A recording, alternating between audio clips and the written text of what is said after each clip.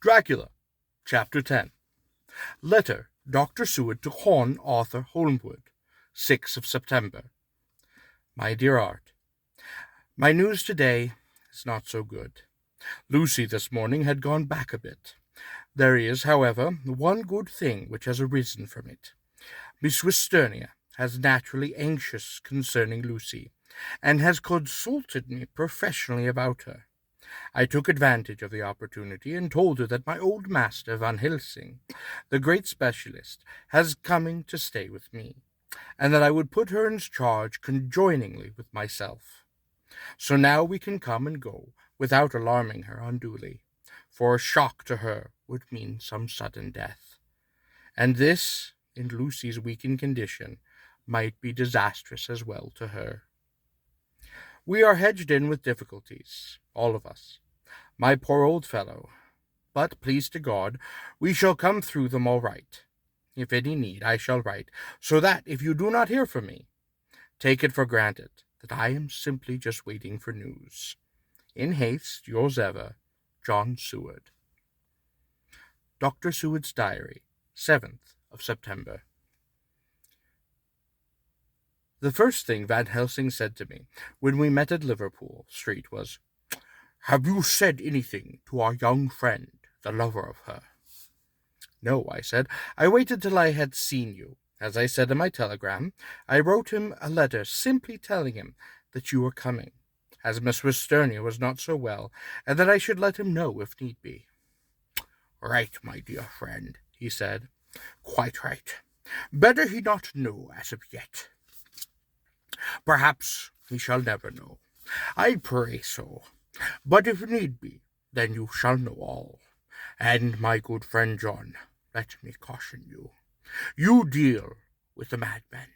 All men are mad in some way or other. And insomuch as you deal discreetly with your madmen, so deal with God's madmen too, the rest of the world. You tell not your madmen what you do, nor why you do it. You tell them not what you think. So you shall keep knowledge in its place, where it may rest, where it may gather its kind around it and breed. You and I shall keep as yet what we know here and here." He touched me on the heart and on the forehead, and then touched himself the same way. "I have for myself thoughts at the present. Later I shall unfold to you." "But why not now?" I asked. "It may do some good. We may arrive at some decision." He stopped, looked at me pointedly, and said, "My friend John, when the corn is grown, or even before it is ripened, will the milk of its mother earth is in him, and the sunshine has not yet begun to paint him with his gold.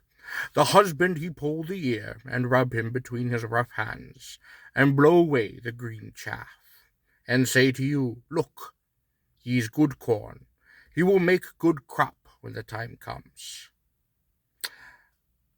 I did not see the application, and I told him so. For reply he reached over and took my ear in his hand, and pulled it quite playfully, as he used to long ago during lectures.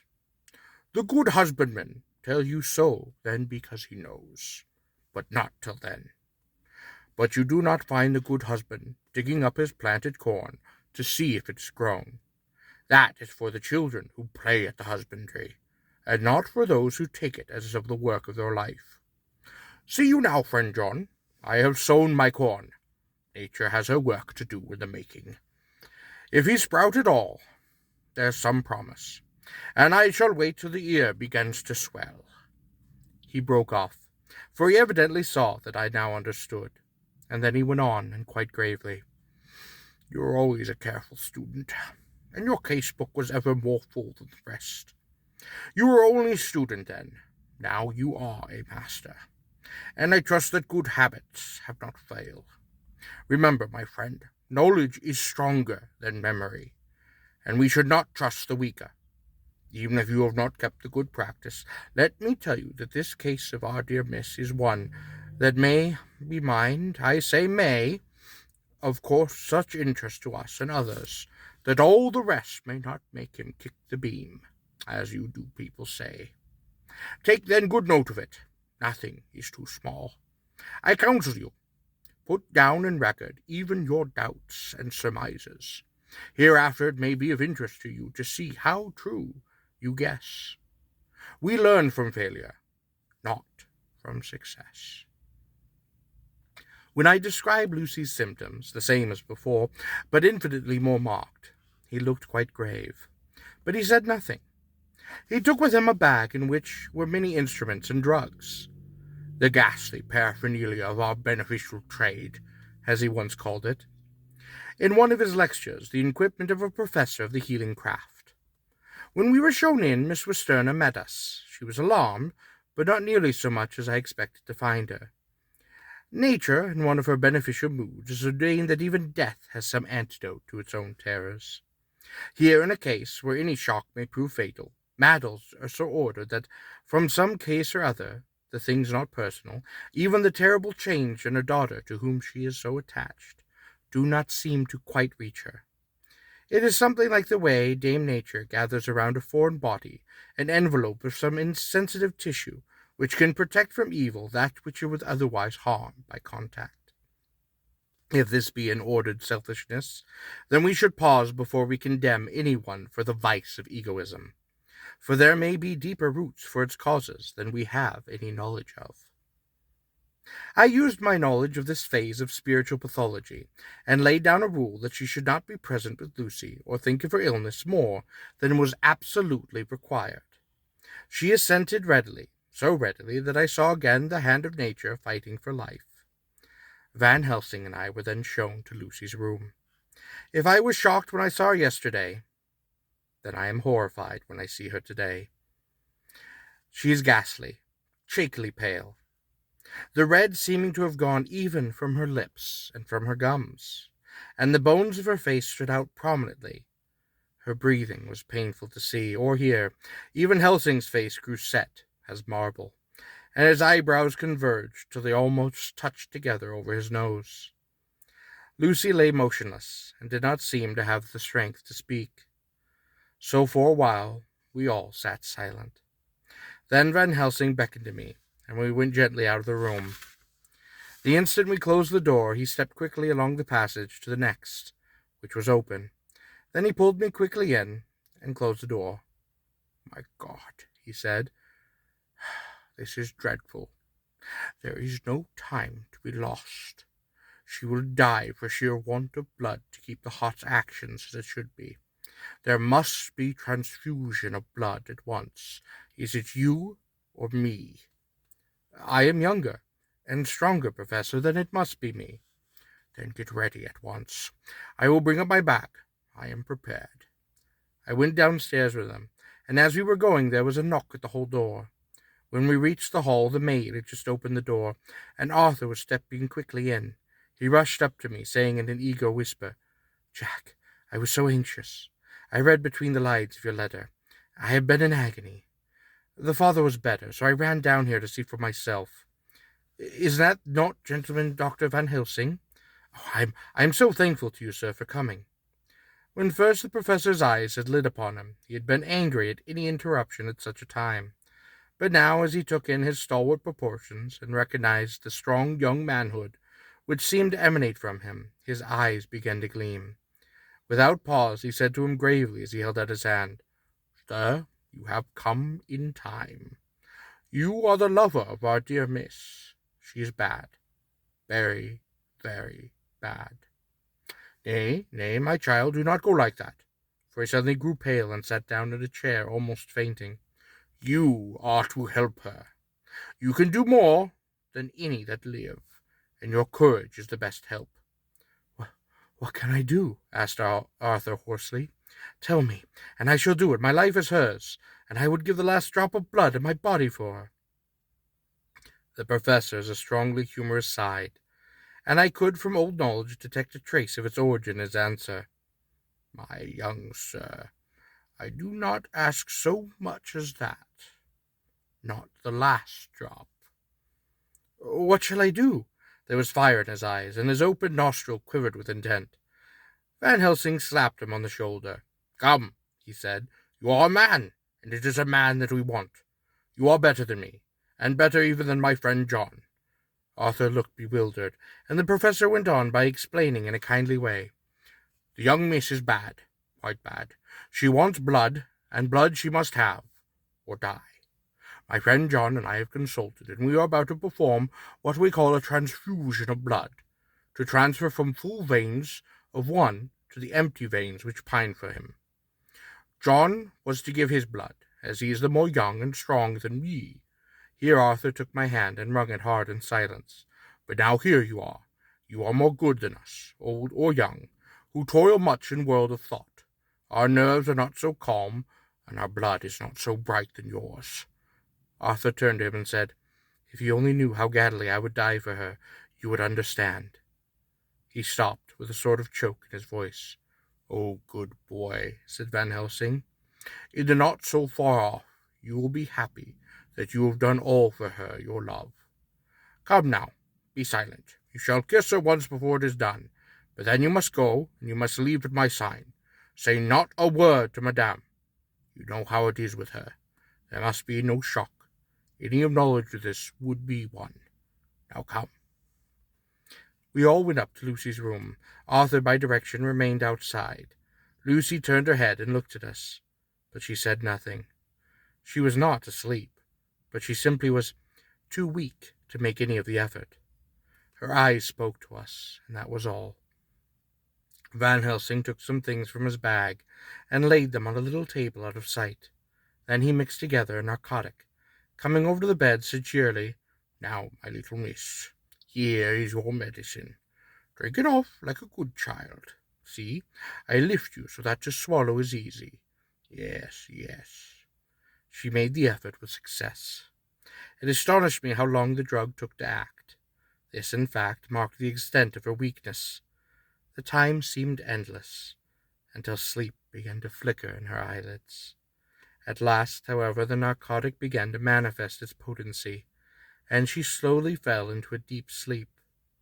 When the professor was satisfied, he called Arthur into the room, and bade him to strip off his coat. Then he added, "You may take that one little kiss, while I bring over to the table. Friend John, help me." So neither of us looked at him whilst he bent over her. Van Helsing turned to me and said, "He is so young and strong of blood, so pure that we need not defibrillate it."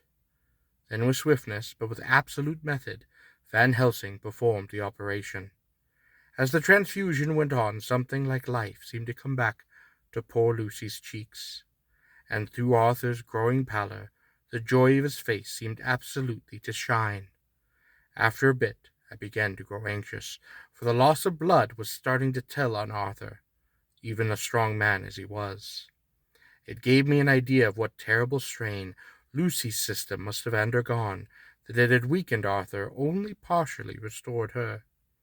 But the professor's face was set, and he stood watch in hand, and his eyes fixed now on the patient, and now once more on Arthur.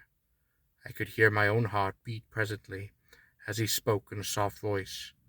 "Do not stir an instant. It is enough. You attend to him, and I will look to her." When all was over, I could see how much Arthur had weakened. I dressed his wound and took his arm to bring him away, and when Van Helsing spoke without turning around, the man seemed to have eyes in the back of his head. "The brave lover, I think, deserves another kiss, which he shall have presently." And as he had now finished his operation, he adjusted the pillow to the patient's head. As he did so, the narrow black velvet band, which she seemed always to wear round her throat, buckled with an old diamond buckle, which her lover had given to her, was dragged a little up, and showed a red mark upon her throat. Arthur did not notice it, but I could hear the deep hiss of indrawn breath, which is one of Van Helsing's ways of betraying his emotion. He said nothing at the moment, but turned to me, saying, "Now take down our brave young lover. Give him a port of wine, and let him lie down a little while. He must then go home and rest. Sleep much, eat much, that he may be recruited of what he has so given to his love. But he must not stay here. Hold, one moment. I may take it, sir, that you are anxious of result. Then bring it with you that in all ways the operation is a success. You have saved her life, and you can go home and rest easy in mind that all can as it be. I shall tell her all when she is well, and she shall love you none the less for what you have done. Goodbye." When Arthur had gone, I crept back to the room. Lucy was sleeping gently, but her breathing was stronger. I could see the counterpane move as her breast heaved. By the bedside sat Van Helsing, looking at her intently. The velvet band once more covered the red marks, and I asked the professor in a whisper, "What do you make of that mark on her throat?" "What do you make of it?" "I have not seen it yet," I answered, and then and there proceeded to loose the band. Just over her external jugular vein there were 2 small punctures, not large, but not wholesome looking. There was no sign of a disease, but the edges were white and quite worn-looking, as if by some trituration. It at once occurred to me that this wound, whatever it was, might be the means of that manifest loss of blood. But I abandoned the idea as soon as formed, for such a thing could not be. The whole bed would have been drenched to scarlet with the blood which the girl must have lost to leave such a pallor as she had before the transfusion. "Well," said Van Helsing. "Well," said I can make nothing of it." The professor stood up slowly. "I must go back to Amsterdam tonight," he said. "There are books and other things there which I desire. You must remain here all night. You must not let your sight pass from her." "Shall I have a nurse?" I asked. "We are the best nurses, you and I. You keep watch all night. See she is well fed, and that nothing disturbs her. You must not sleep during this night. Later we can sleep, you and I. I shall be back as soon as possible, and then we can begin in earnest." "May begin?" I said. "What on earth do you mean?" "We shall see," he answered as he hurried out. He came back a moment later, putting his head inside the door, and said with a warning finger held up, "Remember, she is your charge. If you leave her, and harm befall, you shall not sleep easily hereafter." The 8th of September. I sat up all night with Lucy. The opiate worked itself off towards dusk, and she awoke naturally. She looked a different being from what she had been before the operation. Her spirits even were good, and she was full of happy vivacity. But I could see evidence of the absolute prostration which she had undergone. When I told Miss Westerner that Dr. Van Helsing had directed that I should sit up with her, she almost pooh-poohed the idea, pointing out her daughter's renewed strength and most excellent spirits. But I was firm, and I made preparations for my long vigil. When her maid had prepared her for the night, I came in, having in the meantime had supper, and I took seat by her bedside. She did not in any way make an objection, but looked at me gratefully whenever I caught her eye. After a long spell, she seemed sinking off to sleep, but with an effort seemed to pull herself together, and shook it off again. This was repeated several times, with greater effort and with shorter pauses as the time moved on. It was apparent that she did not want to sleep, so I tackled the subject at once. "You do not want to go to sleep?" "No, I am afraid." "Afraid to go to sleep? "Why so? It is the boon we all crave for."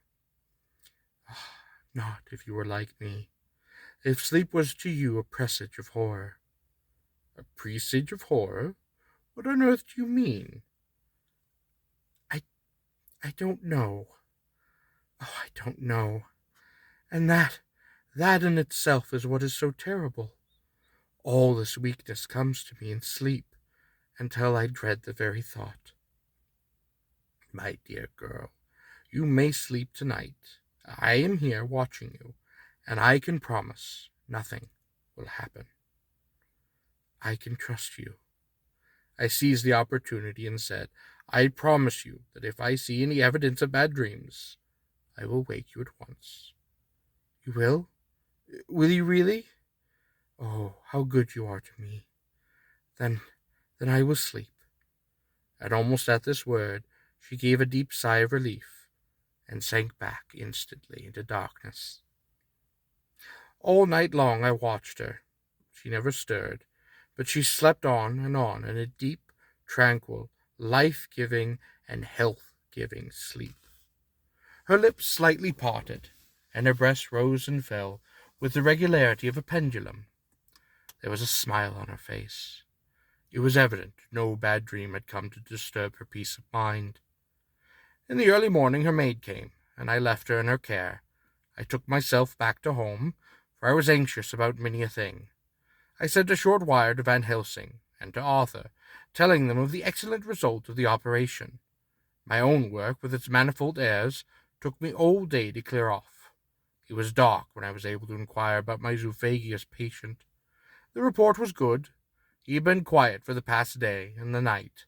A telegram came from Van Helsing at Amsterdam as I was at dinner, suggesting that I should be at Hillingham tonight, as it might be well to be at hand, and stating that he was living again by the night mail and would join me early in the morning. 9th of September. I was most tired and worn out when I got to Hillingham. For 2 nights I had hardly a wink of sleep, and my brain was beginning to feel that numbness which marks cerebral exhaustion. Lucy was up and in quite cheerful spirits.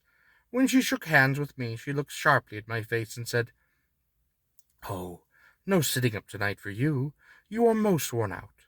I am quite well indeed. Again, indeed I am, and if there is to be any sitting up, it is I who will sit up with you." I could not argue the point, but went in and had my supper.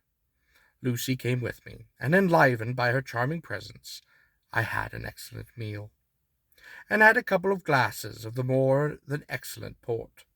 Then Lucy took me upstairs, and showed me a room next to her own, where a cozy fire was burning. "Now," she said, "you must stay here. I shall leave the door open, and my own as well. You can lie on the sofa, for I know that nothing would induce any of you doctors to go to bed while there is a patient above the horizon. If I want for anything, I shall call out, and you can come to me at once." I could not but acquiesce, for I was dog-tired, and could not have sat up even if I had tried. So on her renewing her promise to call me if she should want for anything, I lay upon the sofa, and forgot all about everything. Lucy Westenra's Diary, 9th of September. I feel so happy tonight. I have been, so miserably weak, that to be able to think and move about is like feeling sunshine after such a long spell of east wind out of a steely sky. Somehow Arthur feels very, very close to me. I seem to feel his presence warm about me. I suppose it is that sickness and weakness are selfish things, and turn our inner eyes and our sympathies on ourselves. Whilst health and strength give love rein, and in thought and feeling he can wander where he wills, I know where my thoughts are. If Arthur only knew, oh, my dear, your ears would tingle as you sleep, as mine do waking. Oh, the blissful rest of last night, how I slept, with that dear good Dr. Seward watching me. And tonight I shall not fear to sleep, since he again is close at hand and within my call. Thank everybody for being so good to me. Thank God, and good night, Arthur. Dr. Seward's Diary, the 10th of September. I was conscious of the professor's hand on my head, and started awake all in a second. That is one of the things that we learn in an asylum, at any rate. "And how is our patient?"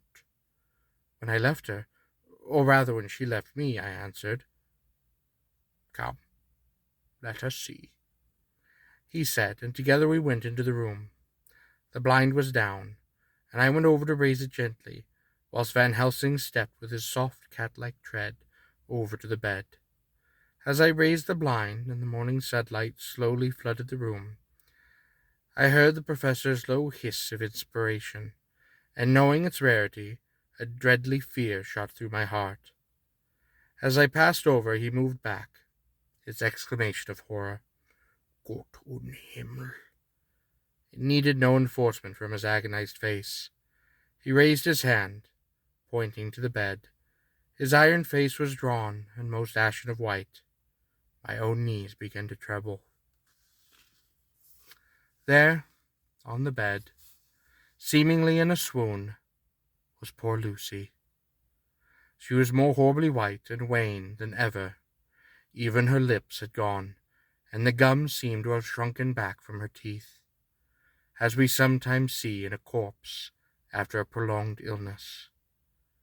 Van Helsing raised his foot to stamp an anchor, but the instinct of his life and all the long years of habit stood to him. He put it down again softly.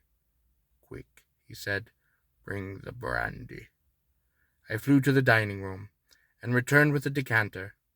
He wetted her poor white lips with it, and together we rubbed palm and wrist and heart. He felt her heart, and after a few moments of agonizing suspense said, "Good, good, it is not too late." It beat slow but feebly. "All our work is undone. We must begin again. And there is no young Arthur here now. I must call on you yourself this time, friend John." As he spoke, he dipped into his bag, producing the instruments of transfusion. I had taken off my coat, rolling up my shirt sleeve. There was no possibility of an opioid just at present, and no need of one, and so without a moment's delay we began the operation. After a time, it did not seem a short time either, for the draining away of one's blood, no matter how willingly it be given, is a terrible and aching feeling. Van Helsing slowly held up a warning finger. "Do not stir," he said, "but I fear that with growing strength she may wake, and that would make danger, oh, so much danger. But I shall precaution take. I shall give hypodermic injection of morphia." He proceeded then, swiftly and deftly, to carry out his intent. The effect on Lucy was not bad, for the faint seemed to merge subtly into the narcotic sleep. It was a feeling of personal pride that I could see a faint tinge of color steal back into her pallid cheeks and lips. No man knows, till he experiences it, what it is to feel his own lifeblood drain into the veins of the woman he loves. The professor watched me critically. "That you do," he said. "Already?" I remonstrated. "You took a great deal more from art." To which he smiled, a sad sort of smile, as he replied, "He is her lover, her fiancé. You have work, and much work, to do for her and to do for others. This present shall suffice." When we stopped the operation, he attended to Lucy, whilst I applied digital pressure to my own incision. I lay down, whilst I waited his leisure to attend to me, for I did feel faint and even a little sick. By and by, he slowly bound up my wound, and sent me downstairs to get a glass of wine for myself. As I was leaving the room, he came after me and half whispered, "Mind, nothing must be said of this. If our long lugger should turn up unexpected as before, not a word to him. It would at once frighten him, and enjealous him too. There must be none. So." When I came back, he looked at me carefully, and then said once more, "You are not much the worse. Go into the room, lie upon the sofa, rest a while. Then have much breakfast. Then come here to me." I followed out his orders, for I knew how right and wise they were. I had done my part, and now my next duty was to keep up my own strength. I did feel very weak, and in the weakness lost something of the amazement at what had occurred. I fell asleep on the sofa, wondering over and over again how Lucy had made such a retrograde movement, and how she could have been drained of so much blood with not a sign anywhere to show for it. I think I must have continued my wonder into my dreams, for sleeping and waking, my thoughts always came back to those little punctures in her throat, and the ragged, exhausted appearance of their edges, tiny though they were. Lucy herself slept well into the day, and when she woke she was fairly well and quite strong, though not nearly so much so as the day before. When Van Helsing had seen to her, he went out for a walk, leaving me in charge, with strict injunctions that I was not to leave her for even a moment. I could hear his voice in the hall, asking the way to the nearest telegraph office. Lucy chatted with me freely, and seemed quite unconscious that anything had happened. I tried to keep her amused and interested, and when her mother came up to see her, she did not seem to notice any change whatsoever, but said to me quite gratefully, "Oh, we owe you so much, Dr. Seward, for all you have done, but you really must now take care not to overwork yourself. You are looking much pale yourself. You want a wife to nurse and look after you a bit, that you do." As she spoke, Lucy turned crimson, though it was only momentarily, for her poor wasted veins could not stand for long such an unwanted drain to her head. The reaction came in excessive pallor as she turned imploring eyes upon me. I smiled and nodded, and laid my fingers upon my lips, and with a sigh she sank back amid her pillows. Van Helsing returned in a couple of hours, and presently said to me, "Now, you go home. Eat much and drink enough. Make yourself strong. I shall stay here tonight. I shall sit up with the little miss myself. You and I must watch this case, and we must have none other to know. I have grave reasons, and do not ask them. Think what you will. Do not fear to think even the most non-probable, but good night." In the hall, two of the maids came to me, and asked if they or either of them might not sit up with Miss Lucy. They implored me to let them, and when I said it was Dr. Van Helsing's wish that either I or he should sit up, they asked me quite piteously to intercede with the foreign gentlemen. I was much touched by their kindness, and perhaps it is because I am weak at present, and perhaps it is because it was on Lucy's account, that their devotion was manifest, for over and over again have I seen similar instances of women's kindness. I got back here in time for a late dinner, went my rounds, all was well, and I set this down whilst waiting for sleep, for it is coming. The 11th of September. This afternoon I went over to Hillingham, found Van Helsing in excellent spirits, and Lucy herself much better. Shortly after I had arrived, a big parcel from abroad came for the professor. He opened it with much empressement, assumed, of course, and showed a great bundle of white flowers. "Yes, these are for you, Miss Lucy," he said. "For me? Oh, Dr. Van Helsing." "Yes, my dear, but not for you to play with. These are medicine." Here Lucy made a wiry face. "Nay, but they are not to take in a decoction or in a nauseous form, so you need not snub that so charming nose, or I shall point out to my friend Arthur what woes he may have to endure in seeing so much beauty that he so loves, so much distort. My pretty miss, that brings the so nice nose all straight again. Good. This is medicinal, but you do not know how. I will put him in your window. I will make a pretty wreath, and hang him around your neck, so you may sleep well. Ah, yes, they like the lotus flower. Make your trouble forgotten. It smells so like the waters of Lethe, and of that fountain of youth that the conquistadors sought for in the Floridas, and find him all too late." Whilst he was speaking, Lucy had been examining the flowers and smelling them. Now she threw them down, saying with half laughter and half disgust, "Oh, Professor, I believe you are only putting up a joke on me. Why, these flowers are only common garlic." To my surprise, Van Helsing rose up and said with all his sternness, his iron jaw set, and his bushy eyebrows meeting, "No trifling with me. I never jest. There is grim purpose in all that I do, and I warn you that you do not thwart me. Take care, for the sake of others, if not for your own." Then, seeing poor Lucy scared, as she might well be, he continued on more gently, "Oh, little miss, my dear, do not fear me. I do for your good. But there is much virtue to you in these so common a flower. See, I place them myself in your room. I make myself the wreath that you are to wear. But hush, no telling to others what makes so inquisitive questions. We must obey, and silence is in itself a part of obedience. and obedience is to bring you strong and well into loving arms that wait for you. Now sit.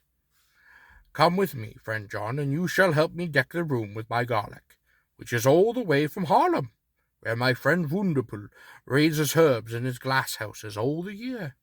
I had to telegraph yesterday, or they would not have been here. He went into the room, taking the flowers with us. The professor's actions were certainly odd, and not to be found in any pharmaceutical that I have heard of. First he fastened up the windows, latching them securely. Next, taking a handful of the flowers, he rubbed them all over the sashes, as though to ensure that every whiff of air that might get in would be laden with this garlic smell. Then with the wisp he rubbed all over the jamb of the door, above, below, and to each side, and around the fireplace in the same way. To all this seemed grotesque to me, and presently I said, "Professor, I know you always have a reason for what you do, but this certainly puzzles me.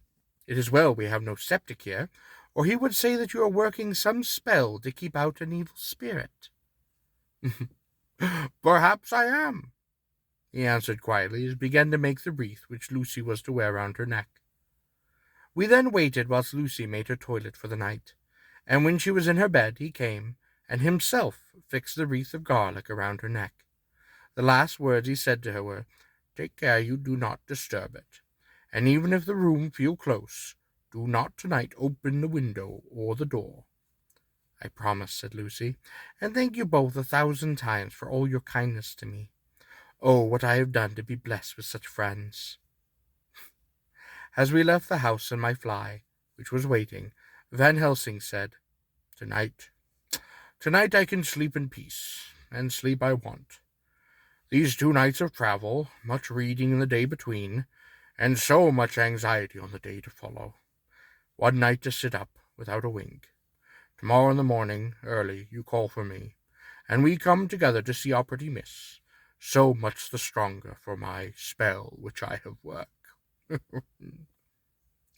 He seemed so confident that I, remembering my own confidence 2 nights before, and with that baneful result, felt awe and a vague terror.